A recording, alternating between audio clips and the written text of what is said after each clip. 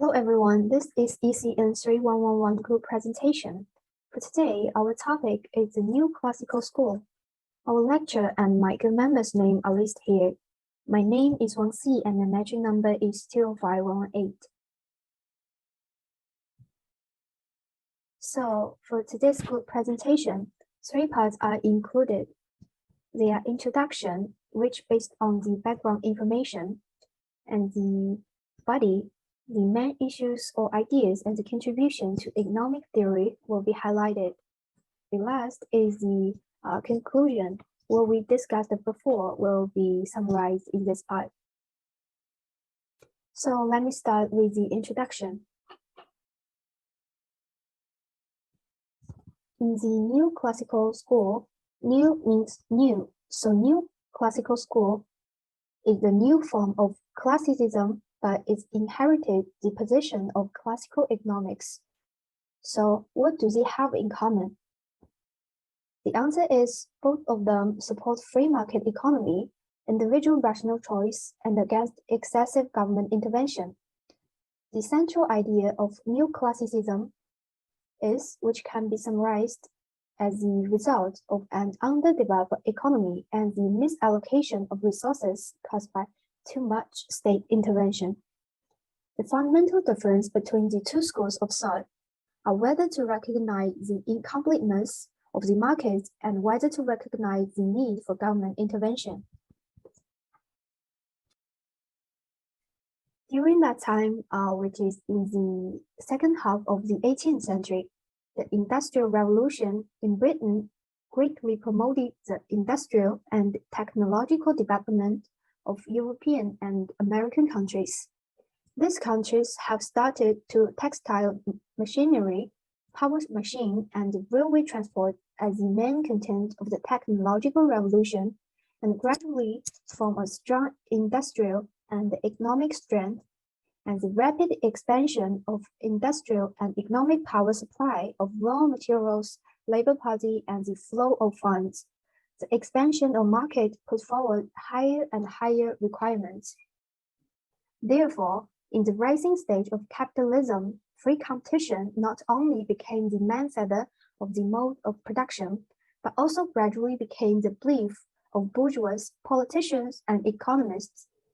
The Neoclassical School developed on the basis of the so-called marginal revolution in the 1870s and dominated the bourgeois economic theory in Western economics at the end of last century and the beginning of this century.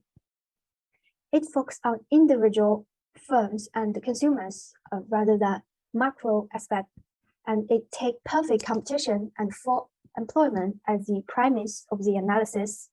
Its content is quite complex with many different schools of thought, such as the Cambridge School in England and the American School, and etc.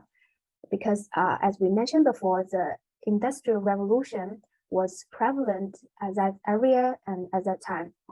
So I think that's all from the introduction part. So let me pass the floor to the next presenter. Hello everyone, my name is Yan Xuan. My metric number is 204511. I'm gonna begin at the body parts. So what is neoclassical economics? Neoclassical economics, a trade of the economic thought that emerged in earlier 20th centuries, inherit some a position of the classical economics. Neoclassical economics is the broad theorem of the attempts to explain the production, pricing, consumption, and the distribution of the income of the goods and the service in terms of the supply and demand. The three positions of the neoclassical economy. The first is mailing support to protection of the personal interest and emphasize the importance of the preservation. The second, opposite state the intervention, support free competition, laissez-faire, and opposite the Keynes economics. The third, support economy free, include trade free and financial free. So the theory of the neoclassical economy is based on the free assumption. people are rationed in making choice between the identifiable and the value associate outcomes. An individual purpose is to maximum the utilize as the company purpose is to make maximum the profit. People act independently on the perfectly full and relevant information. The main theories of the neoclassical economy are supply-demand model, supply-demand equilibrium, utility theorem of the value, Cambridge quantity, fear of the money, and international trade. So, I want to show you two representative theories of the neoclassical economics. Supply and demand model market analysis is a typical neoclassical answer to price questions, such as the why does Apple cost less than the automobile? An important device neoclassical market analysis is a graphic present supply and demand curve. The curve are reflecting the behavior of the individual buyer and the individual seller. Buyer and seller interact with each other in the thought those market, and this interact determine the market price of anything they buy and sell. The second is the total utilities and marginal utilities. Neoclassical also developed a study of the utility and marginalism. Utility measures the satisfaction received consuming goods and service. It states that people's decision making over consumption depends on their evolution of the utilities. People allocate their incomes to maximum their level of the utilities. Since utility is a key factor drive the value of the product or service. Marginalism explain the change in the value of the product or service with the additional amount. Combining two concepts bring the use to the marginal utility. The marginal utility refer to the change in utility as a result of an increase in consumption. Hello, my name is Gwen. My matching number is 204750. Okay, my part is contribution to economy theory. Since the late 1960s, new classical economists rose in the wave of criticism and opposition, and went through three important development stages of Chamberlain Revolution, Keynesian Revolution, and Anticipated Revolution, and eventually formed the basic framework theory of macroeconomy and microeconomies. In the first stage, some economists will abandon the classical economy competition as a common phenomenon effectiveness, will exist in the real life of monopoly as a specific tradition or assumption. Illustrate the real economy is in a fully product between monopoly and perfect competition, and analyze the reason of the monopoly and competition effectively, and welfare effect, equilibrium condition, and so on. In the second stage, Keynes and other economists before the macroeconomy series clearly point out that there is an important relationship between effective demand, consumption tendency, and future income of consumption capital, and denying the assumption of equilibrium of full employment and basics law in traditional economists.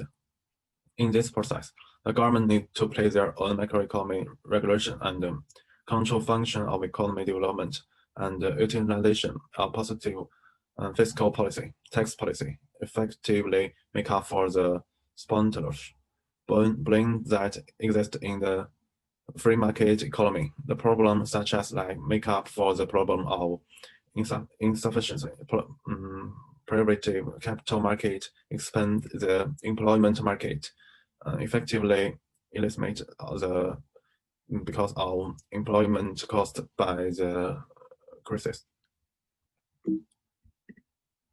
In the third stage, the main deductive logic of expansion revolution is that money effective affects economic variable.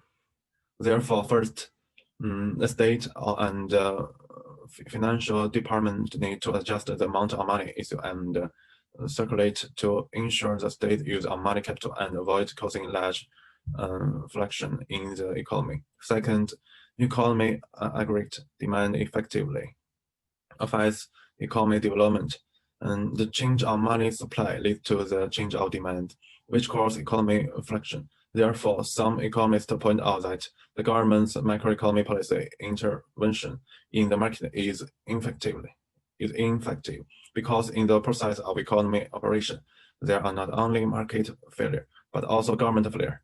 It's clear that the second argument put forward by the economist above is wrong and very limited. Thank you, that's my part. Hello everyone, my name is Panji and my magic number is 205013. Today here I would like to introduce our group assignment, the part of our group assignment, the conclusion. And as you can see, the conclusion of these things is that the process in neoclassical economics is considered an analytical method, and all human beings base their decision on what drives them to purpose, personal happiness, or well-being, as well as suggestions that neoclassical empirical modeling is primarily observation in nature. And as we all think that neoclassical economics has advantage and disadvantage, I believe one advantage is that it is a unified system that analyze human rational and nature activity and phenomena that arise as a result of human decision making. Disadvantage of neoclassical economics includes the economic not being concerned with the growth and development of the environment. Besides that, one of the great advantage of the neoclassical is that it treats wages, interest, and land rents in the same way, unlike the older theories that got diverging explanations. However, profit do not feed smoothly into the neoclassical system. People also have critical insights into neoclassical economics, like realistic assumption. One of the most common criticism of the neoclassical economics it is unrealistic assumption. The assumption of rational behavior ignores the vulnerability and irrationality in human nature. And the second one is over dependence on its mathematical approaches. Neoclassical economics is criticized for its over dependence on its mathematical approaches. Empirical science is missing in the study. The study overly based on theoretical models. It is not adequate to explain the actual economic, especially on the interdependence of an individual with the system. It can also lead to normative bias. And the third one is overdependence on complex, unrealistic mathematical models. Neoclassical economics is also considered overly dependent on complex and unrealistic mathematical models. The complex models are not applicable to describe the real economic. In response to criticizing American educator and economist Milton Friedman claims that a theory should be judged by its ability to predict the complexity of the model or realism of the assumption is not a standard to judge a theory. That's all my part. Thank you very much.